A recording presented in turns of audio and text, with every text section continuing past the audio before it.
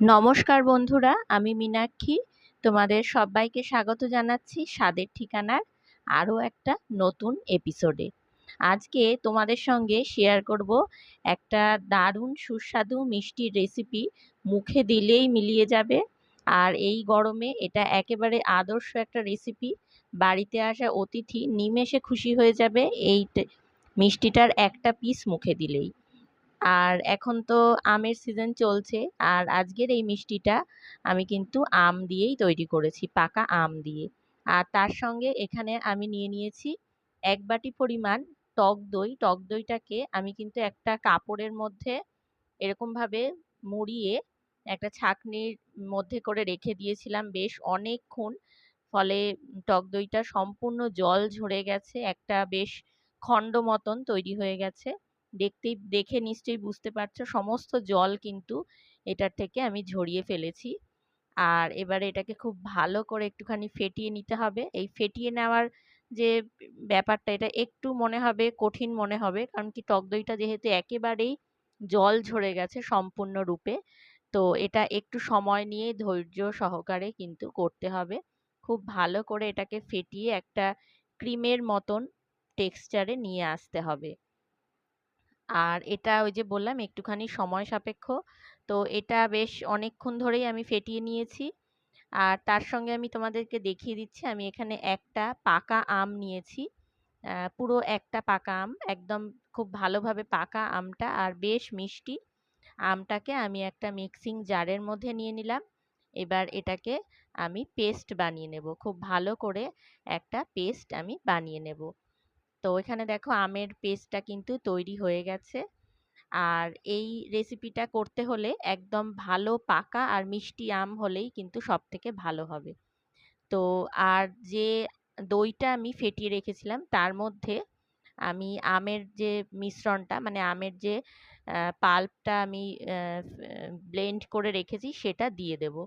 দিয়ে এবার দইয়ের সঙ্গে খুব ভালো করে এটাকে কিন্তু মিশিয়ে ফেলতে হবে একেবারে খুব ভালো করে। এটাও একটু সময় নিয়েই কিন্তু করতে হবে, ধৈর্য ধরে। রান্নাটা করতে একদমই সময় লাগবে না বেশি, শুধু এই মিশ্রণটা মানে মিক্সিং যে টাইমটা, এটাই কিন্তু সব থেকে মানে গুরুত্বপূর্ণ সময়।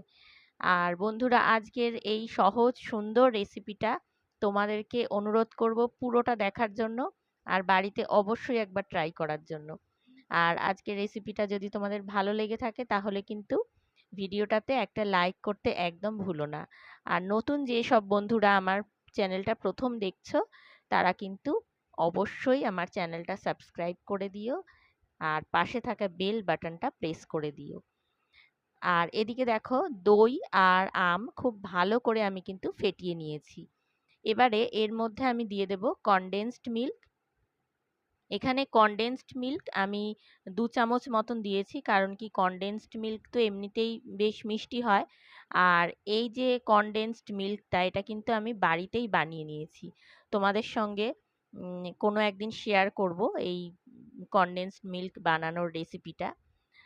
তো আলাদা করে কোনো মিষ্টি কিন্তু এর মধ্যে দেইনি, যেহেতু আমটাও ভীষণ মিষ্টি। আর তার সঙ্গে আমি পরিমাণ মতন কনডেন্সড মিল্ক অ্যাড করেছি, সেই জন্য আলাদা করে কোনো চিনি আমি ব্যবহার করিনি। খুব ভালো করে কিন্তু এটা মিশিয়ে ফেলেছি, একটা বেশ সুন্দর টেক্সচার তৈরি হয়েছে। এবারে একটা টিফিন বক্স নিয়ে নিয়েছি, টিফিন বক্সের মধ্যে এই সম্পূর্ণ আম আর দইয়ের মিশ্রণটা আমি ঢেলে দেব।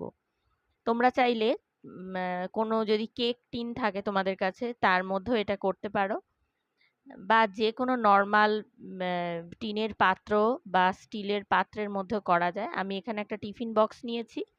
টিফিন বক্সটা নিলে কি, যেহেতু ঢাকনা আছে সেজন্য অসুবিধা হয় না আর কি।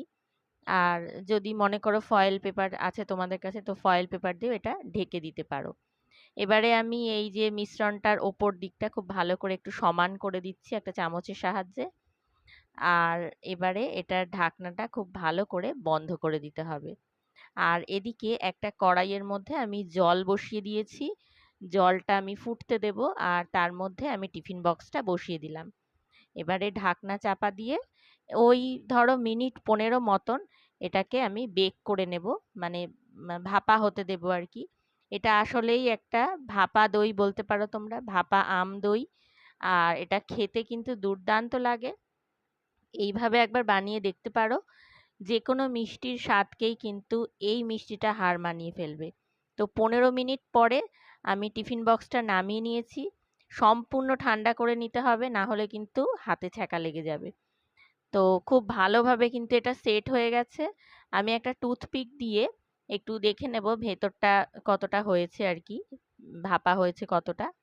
তো এটা সত্যি একদমই তৈরি হয়ে গেছে। এবারে এটাকে তোমরা চাইলে টিফিন বক্স ধরেও ফ্রিজে রেখে দিতে পারো, আর না হলে তোমরা একটা প্লেটের মধ্যে বের করে নিয়ে তারপরে ফ্রিজে রেখে দিতে পারো।